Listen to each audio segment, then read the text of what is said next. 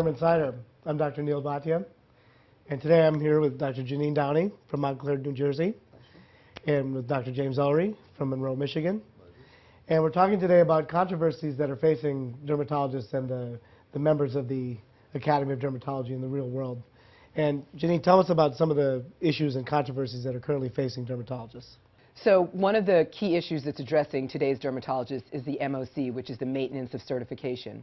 And basically what the MOC is doing is it's making us dermatologists around the country spend a lot of our money and a lot of our time for periodic self-assessment, patient safety modules, peer assessment modules, and it doesn't improve our patient care or patient outcomes at all. And so I've addressed different groups within the AAD, and what we're looking to do is advocate and bring this to the American Board of Dermatology so that we can change things around. We really only want continuing medical education credits and a take-home test every 10 years, and that's it. We don't want anything else.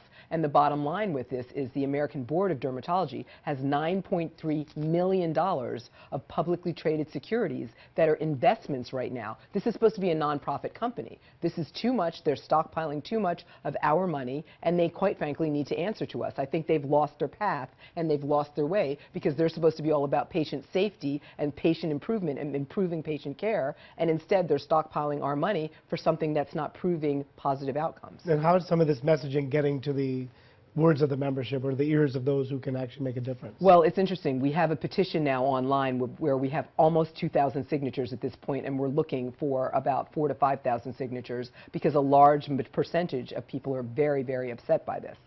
So Jim, you've been in practice for several years. How is maintenance of certification affecting your practice? The original version with the online test, it actually was very good. You had to research a lot of different articles. You actually learned a lot of good information. The new iteration is actually, as you've stated, a large financial expenditure. I mean, for $200 a year, $150 a year, I get a really nice website and email reminders, but not much else. You still have to spend a lot of your time, like at the Academy meeting and MOC courses, when you could be going to other courses that are more relevant to the private practice.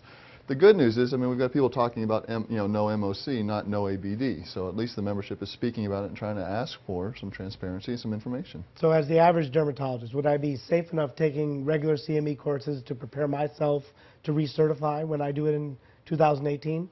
Well, I do think that they're going to be scrolling it back. They've heard a lot of us at this point, and they need to, but I don't want it scrolled back. I want it wiped out completely. I don't think maintenance of certification has anything to do with good patient health care, and that's really where we are right now. And putting extra modules on us, what I'd like the American Board of Dermatology to is to protect us as private practice doctors.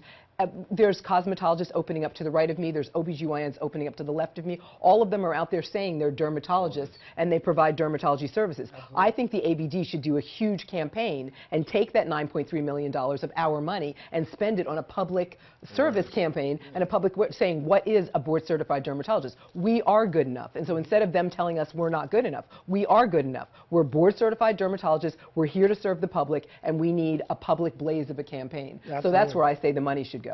And what about state licenses or insurance plans? Well, this is another problem. A lot of people that think they're grandfathered in the state of New Jersey, where I practice medicine, they are now trying to attach the MOC to state licensure.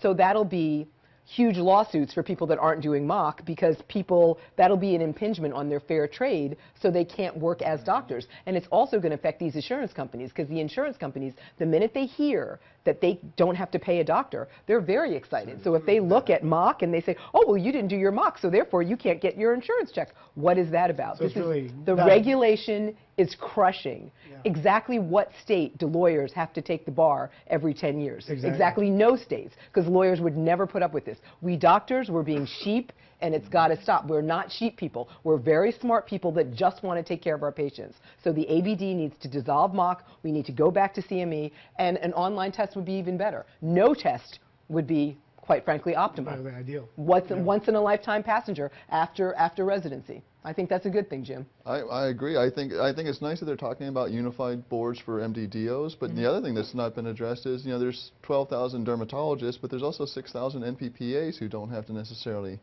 certify or recertify. And if they're representing us in an indirect fashion as dermatologists, in some states they can practice independently, perhaps the board should be making an outreach to say we should be able to certify all people practicing as dermatologists. So any summary thoughts about this controversy and where the next steps are going? The mock needs to end. They don't need to roll it back. They need to end it. They need to go back to CME. We need a public awareness campaign with the money that the American Board of Dermatology has stockpiled. And hopefully they'll listen so we can move forward and they can continue to be our certifying body. I've heard many talk from many other dermatologists saying that if they won't move forward, that we need to get another certifying body together. I think it's really at this point what we need to do by any means necessary so that we can move forward.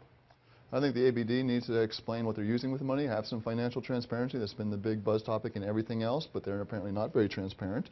And the good news is, like I said, we're talking about no MLC, not no ABD, because we could do as other boards have started to do, go that direction. It's no mock. No mock. No mock. Well, this has been a great discussion, you guys. And Jeanine, many thanks for your efforts in this movement. Thank you. And Jim, thanks for your participation as well. And this has been another episode of Derm Insider, and we'll see you next time.